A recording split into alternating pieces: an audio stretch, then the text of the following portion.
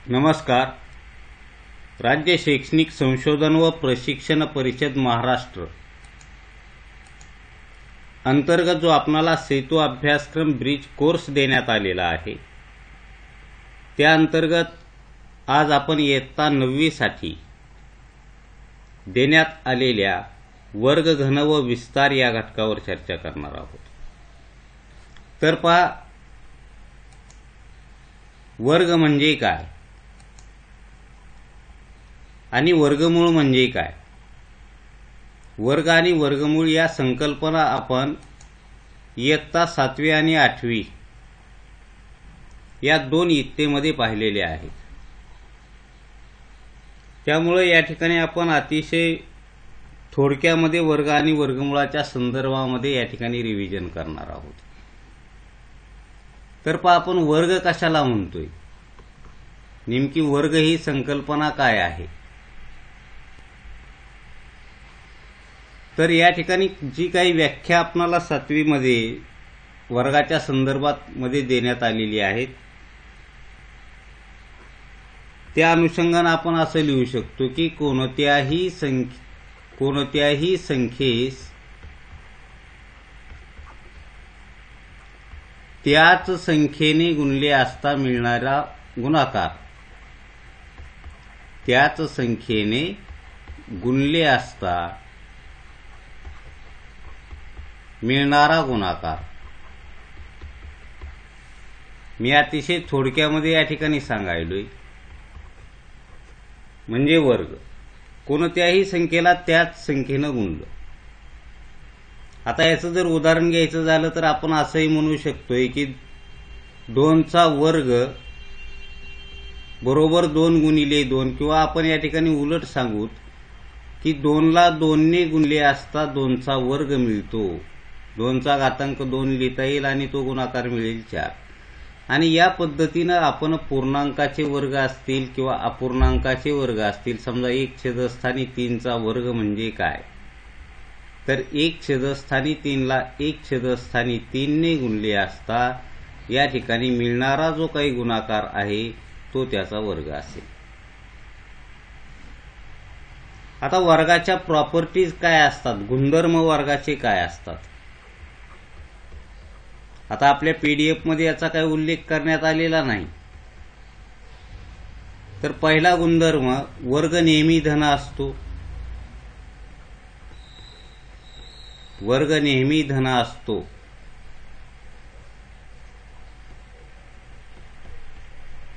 आणि याचं उदाहरण घ्यायचं झालं तर आपण असंही म्हणू शकतो की ऋण 7चा वर्ग केला तर तो धन 49च येणार आहे, ऋण 7 गुणिले ऋण 7. आणि धन 7चा जरी वर्ग केला तरी तो 49च येणार आहे. म्हणजे संख्या कोणतीही असेल, धन असेल किंवा ऋण असेल, वर्ग हा नेहमी धन असतो. स्क्वेअर ऑलवेज पॉझिटिव्ह असं आपण त्याला म्हणतो. त्याच्यानंतर दुसरा गुणधर्म काय वर्गाच्या बाबतीमध्ये, की ज्या काही पूर्ण वर्ग संख्या एक संकल्पना आहे, पूर्णांकाचे वर्ग, पूर्ण वर्ग संख्येच्या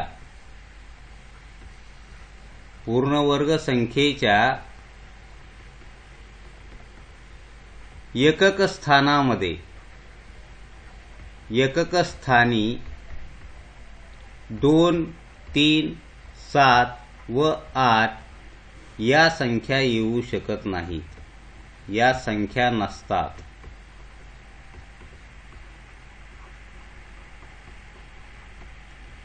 पहा, पूर्ण वर्ग संख्या म्हणजे पूर्णांकाचे वर्ग. लक्षात घ्या, पूर्णांकाचे वर्ग. समजा या ठिकाणी तुम्ही 1 घेतलेला असेल किंवा ऋण 3 घेतलेला असेल. आता कोणत्याही पूर्णांकाचा वर्ग पहा तुम्ही, त्यांच्या एकक स्थानी 2, 3, 7, 8 हे अंक येऊ शकत नाहीत. तर अशा पद्धतीचे काही वर्गाच्या बाबतीमध्ये, वर्ग म्हणजे काय, कोणत्याही संख्येला त्याच संख्येनं गुणलं मिळणारा गुणाकार वर्ग.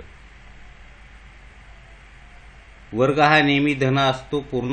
पूर्ण वर्ग संख्यांच्या एकक स्थानी 2, 3, 7 व 8 या संख्या नसतात किंवा हे अंक येत नाहीत, हे या ठिकाणी लक्षात ठेवा.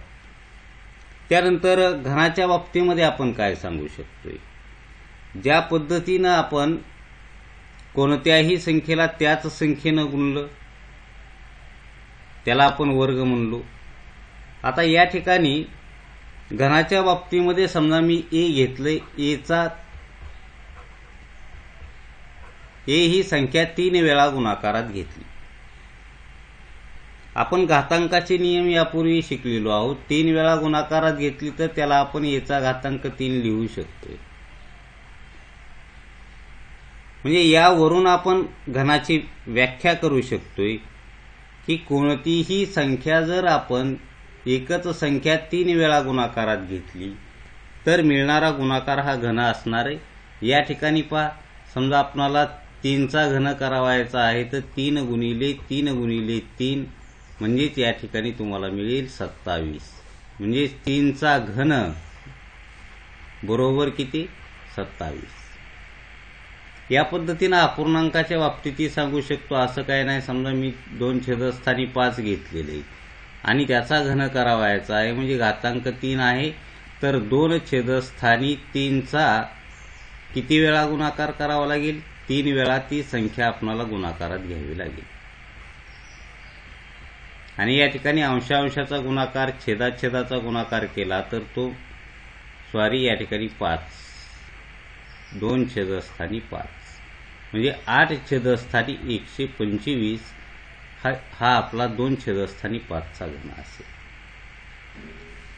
आता याचे गुणधर्म काय?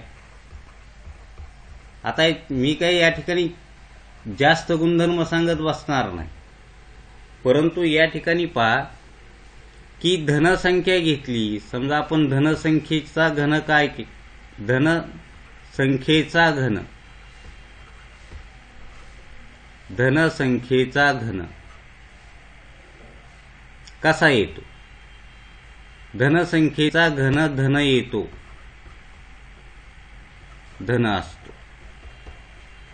करून पहा, या ठिकाणी समजा आपण ऋण 3चा घन केलेला आहे, धन 3चा घन केलेला आहे. 3 गुणिले 3 गुणिले 3 तो तुम्हाला 27 मिळेल. समजा संख्या ऋण घेतली, ऋण संख्येचा घन हा ऋण असतो.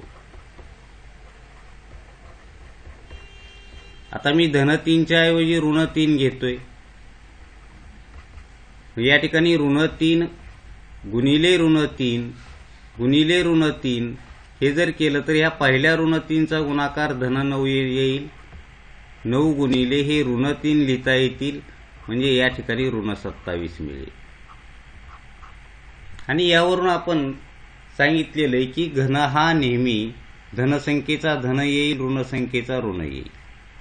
आता वर्गाच्या बाबतीत यापूर्वी आपण पाहिले की वर्गाच्या बाबतीमध्ये वर्ग हा नेहमी धनच येणार आहे, परंतु घनाच्या बाबतीमध्ये जर ती संख्या धन असेल, पॉझिटिव्ह नंबर असेल, तर त्याचा क्यूब म्हणजे घन कसा येतोय? पॉझिटिव्ह येतोय, धन येतोय. आणि एखादा अंक निगेटिव्ह असेल, ऋण संख्या असेल, तर त्याचा घन हा सुद्धा ऋणच येतोय. ह्या काही गोष्टी आपल्याला सरावाने गुणधर्म पाठ होत असतात. परंतु एक लक्षात ठेवा की आपण वर्ग कशाला म्हणलोय आणि घन कशाला म्हणलोय. आता वर्गमूळ काढणे, घनमूळ काढणे हे आपण पुढच्या व्हिडिओमध्ये पाहणार आहे. त्यापूर्वी आपणाला या ब्रिज कोर्समध्ये काही विस्तार सूत्रे हा एक घटक देण्यात आलेला आहे. आता विस्तार सूत्रामध्ये प्रामुख्याने या ठिकाणी पहिलं सूत्र देण्यात आलेले ए अधिक बी कंसाचा वर्ग. आणि ए अधिक बी कंसाचा वर्ग सूत्र काय आहे? पहिल्या पदाचा वर्ग म्हणजेच एचा वर्ग अधिक 2ab अधिक बीचा वर्ग. त्यानंतर दुसरं सूत्र देण्यात आलेले ए उणे बी कंसाचा वर्ग. आज या ठिकाणी या दोन सूत्रावर आधारित एक्झाम्पल देण्यात आले, त्यामुळे मी पुढच्या सूत्रावर या ठिकाणी आज चर्चा करत नाही. ए वर्ग उणे 2ab अधिक बीचा वर्ग. पहा ही सूत्र कशी तयार केली जातात. मी या ठिकाणी एक थोड्या सोप्या आयडिया सांगतोय. ए अधिक बीचा वर्ग आहे. आत्ताच आपण पाहिले की वर्ग म्हणजे काय, त्या संख्येला त्याच संख्येने गुणणे म्हणजे ए अधिक बी गुणिले ए अधिक बी. कंसाचा वर्ग म्हणजे त्या कंसाला कंसानं गुणा. मग हा जर गुणाकार तुम्ही करून पाहिला तर ए गुणिले एचा वर्ग. पहिल्या कंसातल्या प्रत्येक पदानं दुसऱ्या कंसातल्या प्रत्येक पदाला गुणा अधिक ए बी. त्यानंतर बी न गुणून घ्या दुसऱ्या कंसातल्या प्रत्येक पदाला, ते मिळेल ए बी अधिक बी वर्ग. म्हणजेच या ठिकाणी ए वर्ग, या ठिकाणी मधल्या दोन पदाची बेरीज करा, 2ab अधिक बीचा वर्ग. आता एखादं सूत्र पाठ आहे का पाठ नाही याला जास्त महत्त्व नाही, परंतु ते सूत्र नेमकं आपण कसं तयार करतोय या गोष्टीकडे आपलं लक्ष पाहिजे. त्याच पद्धतीनं तुम्ही या ठिकाणी ए उणे बी कंसाचा वर्ग हे सुद्धा सूत्र तयार करू शकता.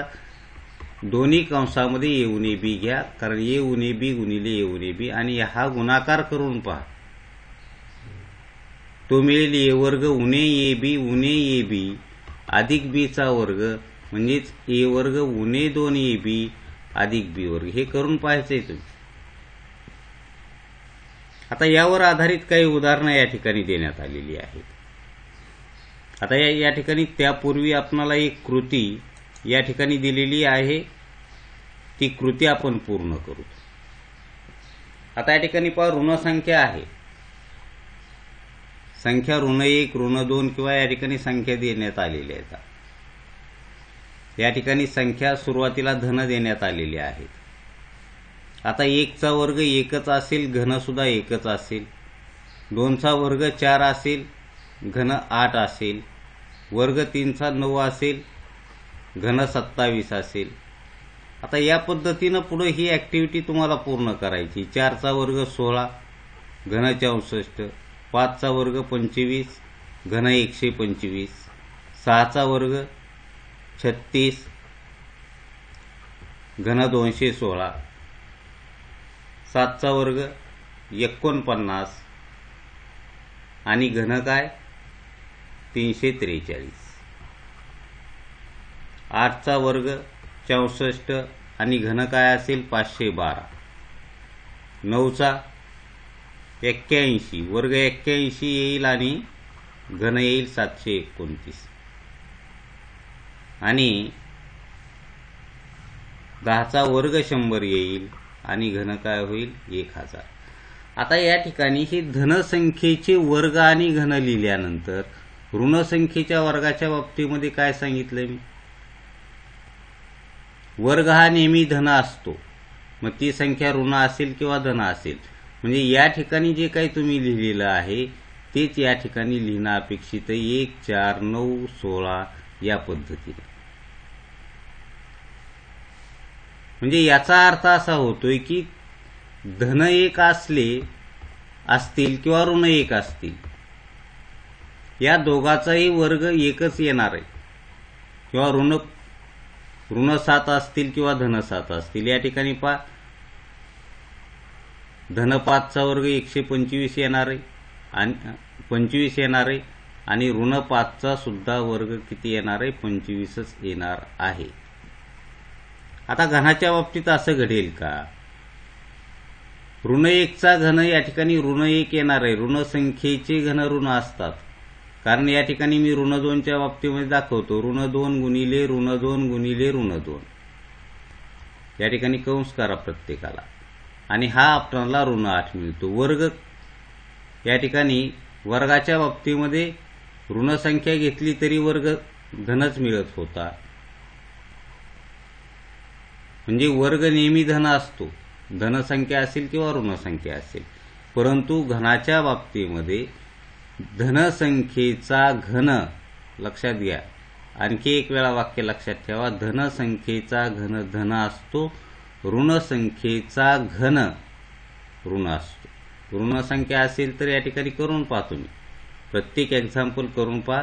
ऋणसंख्या असेल तर त्यांचा घन ऋण मिळणार आहे आणि या पद्धतीने ही ॲक्टिव्हिटी आपल्याला पूर्ण करावी लागेल. आता यानंतर काही विस्तार करा. याची काही उदाहरणं आपल्याला या ठिकाणी देण्यात आलेली. तर पहा, पहिलं उदाहरण काय आहे, यापैकी आपण 2 उदाहरणावर फक्त चर्चा करणार आहोत. की समजा या ठिकाणी x उणे 7 कंसाचा वर्ग, हे एक उदाहरण. मी दुसरं उदाहरण घेतो. आपल्याला या ठिकाणी सूत्र वापरावं लागेल a उणे b कंसाचा वर्ग चा विस्तार काय, पहिल्या पदाचा वर्ग उणे 2 पदाच्या गुणाकाराची दुप्पट अधिक दुसऱ्या पदाचा वर्ग. ठीक आहे. किंवा मी सर्व सूत्र या ठिकाणी लिहून ठेवतो. a अधिक b कंसाचा वर्ग बरोबर a वर्ग अधिक 2ab अधिक b वर्ग. मग आता या ठिकाणी पहा, x उणे 7चा वर्ग करायचा, याचा जर विस्तार करावायचा झाला तर पहिल्या पदाचा वर्ग उणे 2 गुणिले पहिले पद गुणिले दुसरे पद अधिक दुसऱ्या पदाचा वर्ग. पहा, x वर्ग उणे 14x मिळतील अधिक 49 हा आपला विस्तार असेल. आणि त्याच पद्धतीनं समजा आपण धन चिन्ह असणारं एक उदाहरण घेतलं. आता या ठिकाणी बऱ्याच विद्यार्थ्याला 5 उणे x हे थोडं ऑड वाटतं किंवा लिखाणाची पद्धत वेगळी वाटते. काही नसतं. आपण पहिले पद 5 आहे, दुसरं पद x आहे.